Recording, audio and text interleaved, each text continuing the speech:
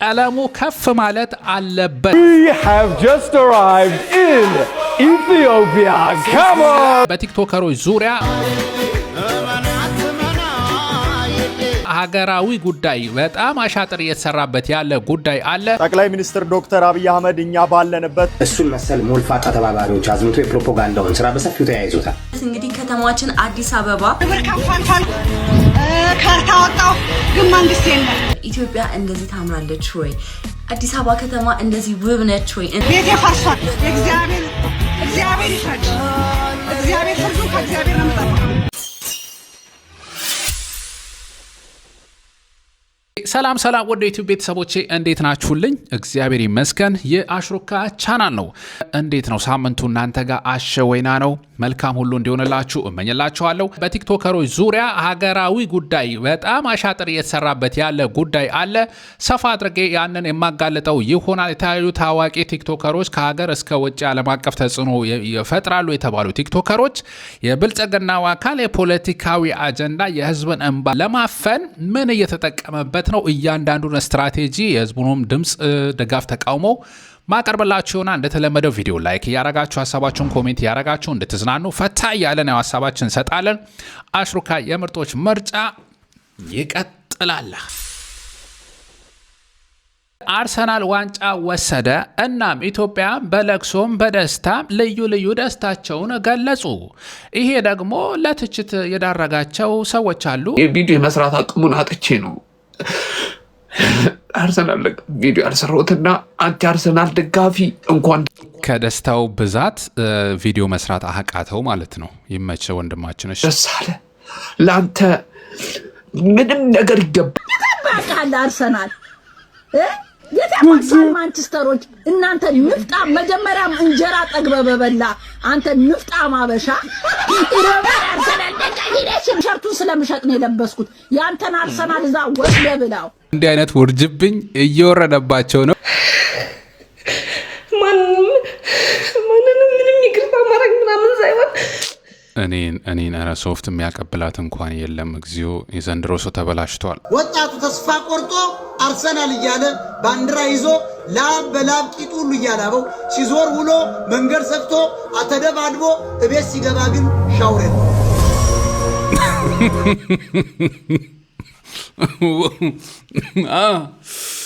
the hard truth ትላለ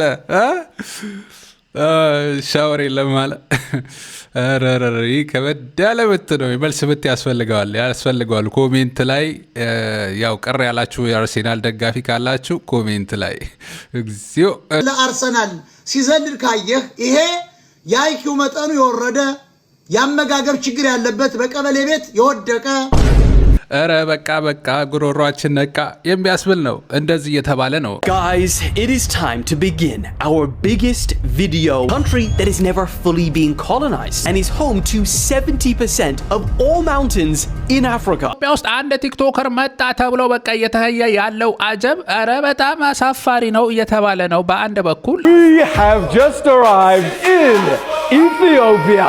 Come on! እንዲያው ይሄ የህዝብ ብሶት ዋይ ብሎ ህዝቡ ቢፈርጥ እንኳን ሰምቶት የማያውቀው ዘግቦት የማያውቀው የመንግስት ሚዲያዎች ጋጋታ እነዚህ ሰዎች መጡ ከዚህ መጡ ወደዛ ሄዱ እየተባለ ዘገባ እየተሰራባቸው ነው። ይሄም ደግሞ ከፍተኛ ቁጣ የቀሰቀሰባቸው አሉ። ምንድነው እንመለከተዋለን። ሰሞኑን አነጋጋሪ ከሆኑ ጉዳዮች የዲላን የተባለው ቲክቶከር እንግሊዛዊ ቲክቶከር ወደ ኢትዮጵያ መጥቷል። ይሄም ከፍተኛ ተከታይ ያለው ወደ 20 ሚሊዮን የሚጠጋ ተከታይ ቲክቶክ ላይ ብቻ ያለው ልጅ ነው። ይሄም ወደ ኢትዮጵያ የተለያዩ ታሪካዊ ቦታዎችን ለመጎብኘት እመጣለሁ የሚል አስታውቆ ነበረ። በዛ መሰረትም ከአዶናይ አስተባባሪነት ይመስላል የተለያዩ ቲክቶከሮችን በተለያየ ጊዜ ናና እያሉ ጥሪ ሲያቀርቡ እንደነበረ እሱም እየተናገረ ይገኛል። እና ይሄ ልጅ መምጣቱ ከፍተኛ አቀባበል እየተደረገ ነው።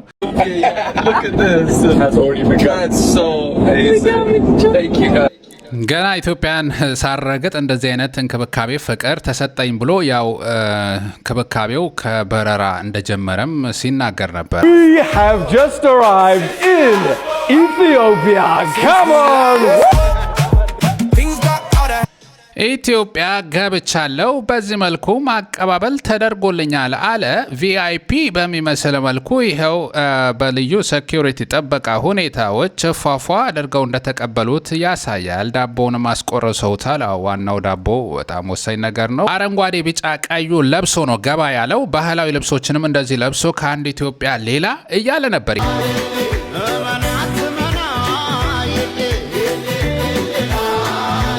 ቴዲያችንን ያው የወቅቱ ትኩሳት ቴዲያችንንም ፈታ እያሉበት ሀገራችን ያው የባህል ሀብታም ነች። ይህንን ባህል በእንደዚህ አይነት መልኩ ኢንተርኔት ላይ ቪዲዮችን እየሰሩ ያው ቲክቶከሮቹ ይለቃሉ።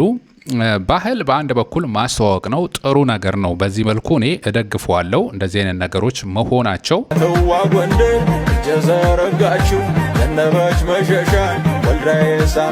ልጅ ከሚስቱ ጋር ከፍቅረኛው ጋር ያው እንደ ንጉስ ነው እየተከበረ ያለው ኢትዮጵያ ውስጥ። ያው ኢትዮጵያውያን እንግዳ አክባሪዎች መሆናችንን የሚያሳይ ነው።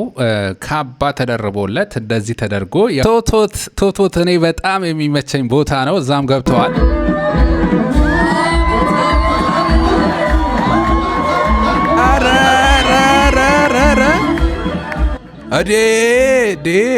ዴ አልጠበኩም ይሄንን በእውነቱ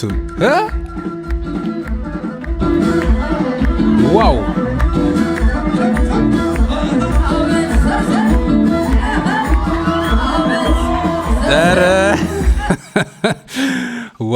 ዋው this part I love it ደስ ይላል ዋው አልተቻለችም አባቴ። እኔ አረንጓዴ ቢጫ ቀይ ወዳጅ ነኝና በቲሸርቱ በተለይ ገጭ አርጎ ሲገባ እሰይ እነዚህ ምናምንቴዎች ነው ያልኩት። ምክንያቱም የሰፈራቸውን ባንዲራ እያለበሱ የሀገር ባንዲራ ዝቅ እንዲል እያደረጉ ነው ምንመለከተው። በተለይ አፍሪካ ምና የተባለው ላይ ተመልክተናል። ይሄ እውነቱን ተነጋግረን ማለፍ ያስፈልጋል። የሀገር ባንዲራ ቀለሙ ከፍ ማለት አለበት። ወደድክም ጠላህም ይሄ ታሪካዊ ባንዲራችን ነው፣ ቀለማችን ነው።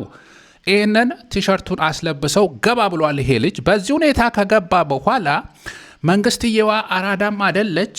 ይህንን ነገር በቃ መጠቀም አለብኝ ነው እንግዲህ አላማዋ። ስለዚህ እነዚህ ደግሞ ሀገር መጎብኘት ማየት እንፈልጋለን ያሉትን ወደ ራሷ ቀለም መቀየር ፈለገች ማለት ነው። ከዛ እነ ኢቢሲ እነ ምናምን ዋይ ማለት ይቀጥላሉ። ለተከታዮቹ ከምነግራችሁ ይልቅ በአካል ባሳያችሁ ይሻላል ሲል ትልቅ ቀጠሮ ይዟል። ኢቢሲ እንደምትመለከቱት ይሄ ልጅ መጣልን፣ እንደዚህ ሆነልን፣ እንደዚህ ብሏል፣ እንደዚህ አድርጓል ብለው ያው ቀደዳቸውን ኢቢሲ ላይ ጀመሩት። የሚያያቸው ስለጠፋ ወደ ቲክቶከሮች ዞሩ ማለት ነው። የህዝብን እንባ ማበስ ችግራቸውን የህዝብን ችግር አውጥቶ ከማወያየት የአንድ ግለሰብ የአንድ ቲክቶከር መምጣት እንደ ዜና ማወጅ ጀመሩ ማለት ነው። ይሄ ልጅ ግን እውነቱን ለመናገር ያሳየው ቪዲዮም የሰራውም ኢትዮጵያ እንደዚህ አይነት ቦታ ነች፣ ታሪካዊ ቦታዎች ያሏት እነ ላሊበላን ብዙ ቦታዎችን እያሳየ እዚህ ቪዲዮ ላይ እንደምታዩት ቲክቶክ ገጹ ላይ ይሄንን ፖስት አድርጎ ኢትዮጵያን እንደዚህ ነች ብሎ ነው ያሳየው። እንዲያውም በቀዳሚነት ማየት እፈልጋለሁ ያለውም ላሊበላን ነው። ግን እነዚህ ሰዎችስ ህንፃ እንዴ ይሄ ልጅ እኮ ከእንግሊዝ ለንደን እኮ ነው የመጣው። ህንፃውን እየው፣ ማብራት ቦግ ብልጯን እየው ብለው ሲጎትቱት ነው የምንመለከተው። ሄዱና ዲላም በአዲስ አበባ ቆይታው የወንዝ ዳርቻና ኮሪደር ልማት ጨምሮ በመዲናዋ የተከናወኑ ቁልፍ ልማት ስራዎችና የቱሪስት መዳረሻዎች ተዘዋውሮ ተመልክቷል አሉ። ወደ ፖለቲካ ቀየሩት። የልማቱ ፕሮጀክቱ ገለመሌ እያሉ ቢያወሩም የአዲስ አበባ ህዝብ እኔ ተፈናቅዬ የተሰራው ነገር እኔ ተርቤ ፓርክ ምናምን ብትል አልሰማህም ብሎ በአይነ ቁራኛ የተመለከተው ያለው ህዝብ በዚህ ቲክቶከር ደግሞ ለማማለል አይነት ነገር ገቡ። እኔ በጣም የገረመኝ ደግሞ ልንገራችሁ፣ ሀረርንም ያው ልጁ አሳይቷል። ኢትዮጵያ ውስጥ ጅቦች እንደዚህ ከሰው ጋር ምናምን በሰላም የሚኖሩበት ምንም የማያረጉበት ምናምን ብሎ ብቻ አሳይቷል ቪዲዮ ላይ። ከዛ ምን አለ የሀረርን አነሱና ከዛ የሀረር ከተማ አሉ የሀረር ከተማ ለዚህ የላቀ የቱሪዝም ስኬትና መስህብነት ልትበቃ የቻለችው ባለፉት ጥቂት ዓመታት ውስጥ በተከናወነ የልማት ስራዎች ነው አለ ማለት ነው። አቤት ተመልከቱ ራስ ወዳድነታቸውና ምን ያክል ህዝብን ሞኝ አድርገውት እንደሚቆጥሩት። ሀረር እንግዲህ በፍቅር ከተማነቷ መላው ኢትዮጵያ ህዝብ መላው ዓለም በታሪክ የሚያውቃት ዩኔስኮ ላይ የተመዘገበች በዓለም አቀፍ ቅርስነት የጀጎል ግንብ የተመዘገበ ይሄ ብልጽግና እንኳን ከመታሰቡ ጽንስ ከመሆኑ በፊት እቺ ታሪካዊና ታላቅ የሆነች ከተማ እኛንን እንደዚህ ያደረግናት። ስለዚህ ይሄ ልጅ መጥቶ ይጎበኛታል ይሁን እንደዛ ደግሞ ቀባቡት ማለት ነው። ወደ ፖለቲካ ቀየሩት።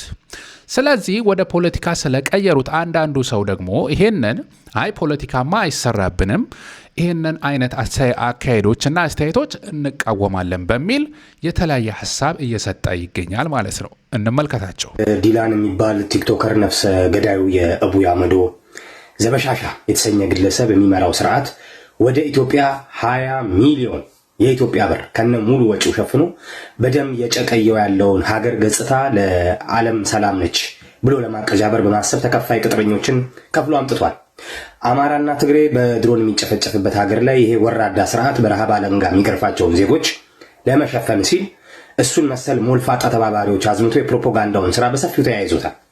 ስለዚህ እኛም ይህን ስርዓት በገዛ እጁ ያመጣውን እድል እንጠቀምበት። እነሱ 20 ሚሊዮን ብር ያወጡበትም ቲክቶከር በ20 ብር የኢንተርኔት ዳታ 20 ሰከንድ ባልሞላ ተቃውሞ መቀልበስ ይቻላል። እንዴት?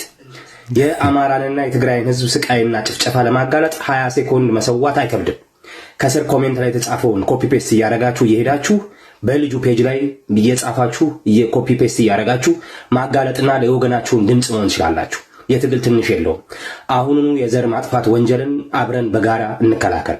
ዳይፈጠሩ እንደዚህ በማድረግ ተቃውሞችንም መግለጽ አለብን የሚለው ወንድማችን ሐሳቡን አንስቷል። ያው ህዝብ እየተጨፈጨፈ እየተገደለ ሰላም ነው ለማስባል አርቲፊሻል ሰላም የማሳየት ዘመቻን እንቃወም በሚል ነው እንግዲህ ተቃውሞ ድምጹን እያሰማ ያለው። ተቃውሞ ወደ አዶናይም ተሻግሯል። ምን ይላል? የቦሌም መብራት እያሳየ የህዝብን ስቃይና ሞት ለመደበቅ የሚጋጋጥ የኦህዴድ ተከፋይ ቲክቶክ የብልጽግና ካድሬ በሚል የአዶናይም ፎቶ እንደዚህ አድርገው ተቃውሞ ያሰሙ ሰዎችም አሉ። ይሄ ሄኖክ የተባለ ቲክቶክ ላይ ፖስት አድርጎት ያው ሐሳቡን የገለጸበት ነው። እስቲ ድጋፍ ሐሳባቸውን ከገለጹ መካከል ደግሞ ዳሎል ኢንተርቴይንመንት ያው ዩቲዩብ ላይ የምናውቀው ወንድማችን ይሄንን ብሎ መንግስትም ታዲያ ወዶ አይደለም ማለት ነው እነዚህ ቲክታከሮችን ምናምን ኢቲቪ ላይ ፋና ላይ ፖስት ማድረግ የጀመረው። ትክክል ነው። የሶሻል ሚዲያን ኢንፍሉዌንስ መካድ ትችላለህ፣ ግን ፋክቱን መቀየር አትችልም። ምንም ማድረግ አይቻልም። አይሾ ስፒድ ከመጣ በኋላ በርካቶች ስለ ኢትዮጵያ ሰርች አድርገዋል። ኢንተርኔት ላይ ሲፈልጉ ነበር። ስለዚህ በእንደዚህ አይነት ልጆች ምክንያት ያው የኢትዮጵያ ስም እየተነሳ ነው እና ሶሻል ሚዲያ ላይ ባሉ ሰዎች ተጽዕኖ አለው እና ይህንን መካድ አይቻልም ነው የሚለው። ደስ ይለን ነበረ እኮ ሁሉም ሰላም ሆኖ እንደዚህ አይነት ነገሮች ሀገራችን ተብላ ከፍ ከፍ ብትደረግ ግን ህዝቡ ራሱ ሪኮግናይዝ ያላደረገውን ህዝቡ ሴኪዩሪቲ ያልተሰማውን ሰላም እንደሌለ ችግር ውስጥ እንደሆነ እያወቀ ሌላው ሰው ያምራል ደስ ይላል ቢል ትርጉሙ ምንድነው ነው? ይሄ ትርጉም አልባ ነው የሚሆነው። ግራ በቀኝ ተቃውሞም ድጋፍም ይሄንን ይመስላል። እናንተስ ምን ትላላችሁ? ሐሳባችሁን በጨዋ ደም እንደተለመደው አሹካ ቤተሰቦች ኮሜንት አስቀምጡልኝ። አንተስ ምን ትላለህ ብትሉኝ የተወሰነ ነጥብ ማንሳት ፈልጋለሁ። 1-3 ጉዳዮች። የመጀመሪያው ያው ሀገራችን ስሟ በመልካም ተነስታ ባህሏ እንደዚህ ታየ፣ አረንጓዴ ቢጫ ቀዩ ከፍ አለ ሲባል ደስ ነው የሚለኝ ደስ ነው ያለኝ። ምክንያቱም በቃ የሀገር ባህል ስሟ በመልካም መነሳቱ ትልቅ ነገር ነው። ሁለተኛው ግን ያው አዲስ አበባ ውስጥ ያለው ስቃይ መከራ ያንን ለመሸፈን የሚደረገው የፖለቲካ አሻጥር ግን በጣም የሚያሳፍርና የሚያሳዝን ነው በእውነቱ። ኢትዮጵያ ውስጥ ይሄንን ህንፃ ስታሳየው እንባው የሚታየው ሰው አለ፣ መፈናቀሉ መከራው የሚታየው ሰው አለ። ያ ሰው መፍትሄ እስካላገኘ ድረስ ደግሞ ይሄ ደስታዬ ሙሉ ሊሆን አይችልም። በበኩሌ የነዛ ሰዎች እንባ ያሳዝነኛል። እንደ አንድ ኢትዮጵያዊ በግፍ የተፈናቀሉት ከፒያሳ ከተለያዩ ቦታዎች በግፍ ተፈናቅለው የሚገኙ በዚህ ምክንያትም ለሞት የተዳረጉ እነዛ ቤተሰቦች እኮ በቁጭት ውስጥ ነው ያሉት። አሁንም ያ ነገር መፍትሄ እስካላገኘ ድረስ አዲስ አበባ ዘላቂ መፍትሄም ልታገኝ አትችልም። ኢትዮጵያ ውስጥም ያለው መከራ ይሄ ሊሸፍነው አይችልም። እንደተመለከትነው ነው። ሰው በመረጃ በአሁን ሰዓት መሸወድ አይቻልም። ይሄ ነው። ስለዚህ ደስታዬ ደግሞ በአንድ በኩል ሙሉ አይሆንም። ምንድነው እውነቱ?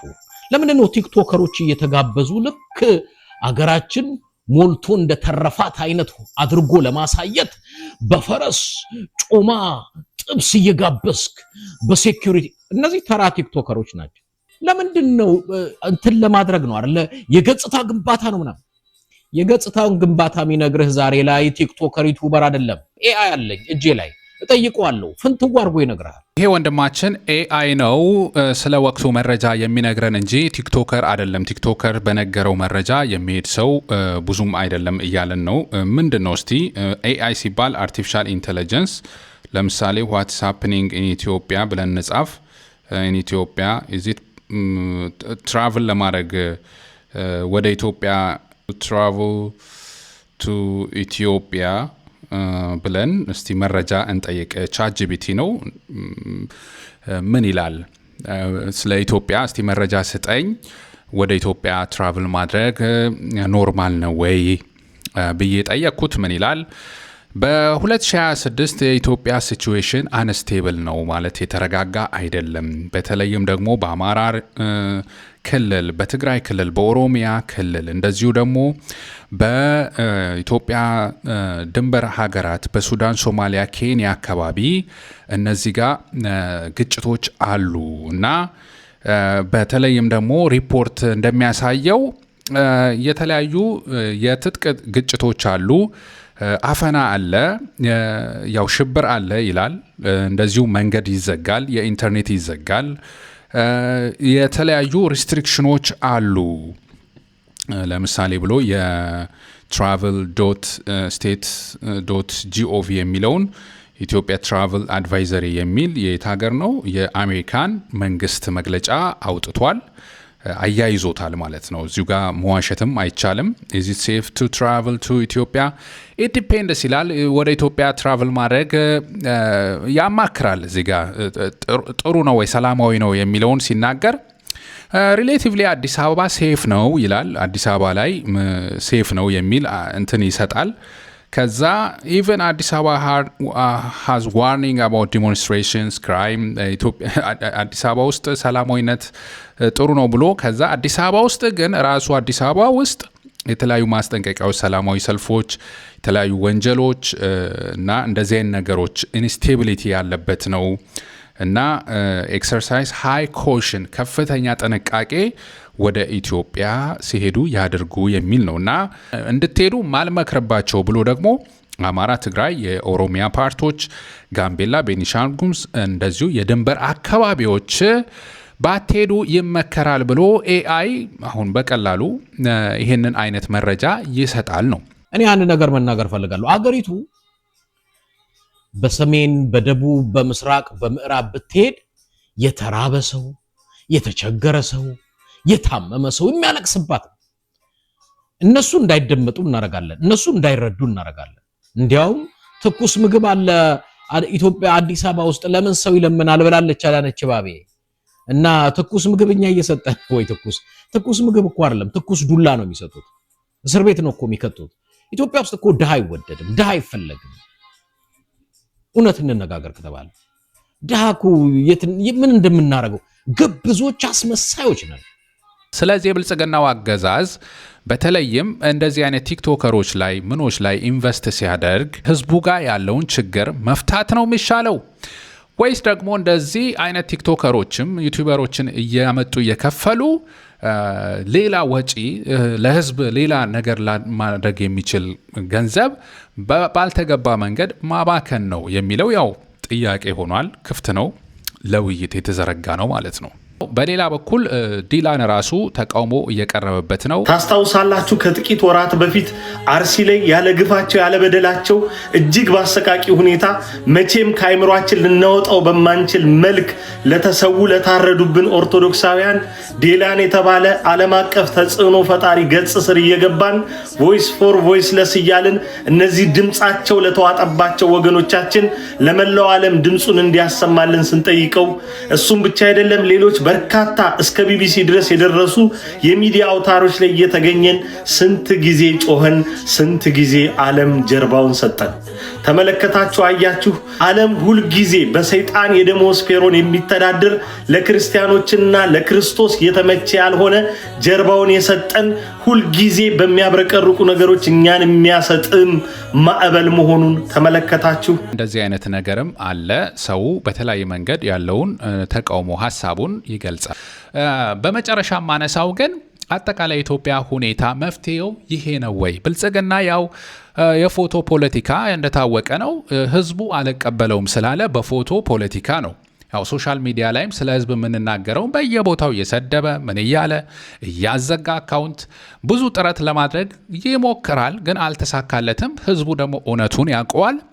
ጊዜ እየጠበቀ ነው። በትግል ላይም በከፍተኛ ሁኔታ የተፋፋመበት ነው። አሁን ላይ ከፍተኛ ትግል እየተደረገ ያለበት ነው። በአማራ ክልል በተለይ ኢትዮጵያ ውስጥ ህዝቡ እየደረሰበት ያለውን በደል የፈለገ ሰው ውጪ ማንም መጥቶ ቢመሰክር እንደዚህ ነው ገለመሌ ፎቅ ተሰራ ማብራት ተንቦገቦገ ብትል ህዝቡ ርቦታል። ህዝቡ በኑሮ ውድነት እየተሰቃየ ነው። ህዝቡ አስቸጋሪ ሁኔታ ውስጥ ነው። መብቱ እየተረገጠ ነው።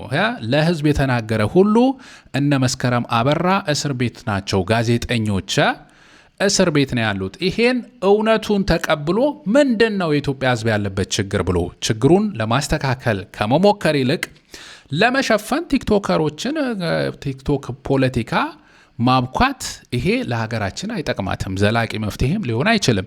የተባበሩ መንግስታት ሌሎች እና አምነስቲ ኢንተርናሽናል የሚባሉት ዓለም አቀፍ ድርጅቶች ለምንድነው ህዝብ ላይ በደል የምትፈጽመው? የብልጽግና አገዛዝ የጀመርከው ማፍረስ ግፍ በደል አቁመው ብለው ነው ሪፖርት ያወጡበት። እነዚህ ዓለም አቀፍ ተቋማት ሪኮግኒሽን መስጠት ሲያቆሙ ቲክቶከሮችን በዚህ ጋር እየከፈለ አንዳንድም በቃ ምን ስልጣኔ አይተው ማያውቁ ኢትዮጵያ ውስጥ እንደዚህም አለ ብለው ማያስቡ ሰዎችን እያመጣ ዋይ ዋይ ማስባል፣ ይሄ ደግሞ ያው የሀገርን ችግር ሊፈታም አይችልም። ይሄ ደግሞ በጣም አሳፋሪ ነው። ይህንን በጽኑ እቃወመዋለሁ ማለት ነው። የኔ አመለካከት ይሄ ነው። ሀገራችን ኢትዮጵያን ሰላም ያደርግልን። በእውነት መልካም ቸር ጊዜ ያምጣልን። ክብር ከፋልፋል ካርታ ወጣው ግን መንግስት የለም። ቤቴ ፈርሷል። እግዚአብሔር ይፍረድ። እግዚአብሔር ፍርዱ ከእግዚአብሔር ነው የምጠብቀው። ሰው የለም፣ መንግስት የለም። በቃ መሄጃ አጣን። ወዴት ልጆቻችን ተሳቀሩ። እንደዚህ አይነት የህዝብን እንባ ለመሸፈን አይነት ሴራ ውስጥ የገባችሁ በማወቅም ባለማወቅም ቲክቶከሮች፣ ዩቲዩበሮች፣ የተለያዩ ሶሻል ሚዲያ ተጽዕኖ ፈጣሪዎች ያው እናንተ ሀገር ለማስተዋወቅ ነው የገባችሁት፣ ግን ብልጽግና እየተጠቀመባችሁ ነው። የህዝብ እንባ እንዳይታይ ሴራውን አውቃችሁ እናንተ ሀገር ማስተዋወቅ ላይ የምትሰሩትን ስራ በምትችሉት መንገድ በዛ መቀጠል ነው። እንደዚህ አይነት ግን ሴራ ውስጥ ተጠልፋችሁ ላለመውደቅ ያው ነገ የምትጎዱት እናንተ ናችሁ። ህዝብ አብይ አህመድን እንደተፋው እናንተንም ሲተፋችሁ አለው የሚላችሁ የለም። ዛሬ ታዋቂ ስለሆናችሁ አለው ስለምትሉ ነው። ያው ሶሻል ሚዲያ ደግሞ ቢዝነሱ የምናውቀው ነው።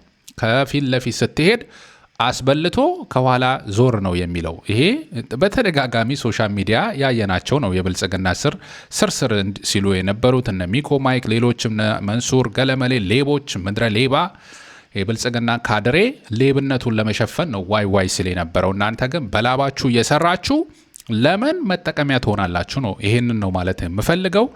መፍትሄው የህዝብን እንባ ከቻላችሁ አትሸፍኑ፣ ከቻላችሁ አውሩለት፣ የተፈጠረውን ግፍና በደል ተናገሩለት። ካልቻላችሁ ደግሞ ሀገራችሁን በምትችሉት በኖርማል መንገድ እያስተዋወቃችሁ ብትቀጥሉ እላለሁ። የፖለቲካ ሴራ ውስጥ ሳታውቁ ገብታችኋልና ተጠንቀቁ ለማለት ነው። ዩቲዩብ ቤተሰቦች የዛሬው ቪዲዮ ይሄን ይመስል ነበረ። በቀጣይ አዝናኝ አስተማሪ ፕሮግራም ውስጥ ከምንገናኝ ድረስ ባላችሁበት መልካም ሁሉ እመኝላችኋለሁ። አሽሩካ የምርጦች ምርጫ ነበርኩኝ። አመሰግናለሁ።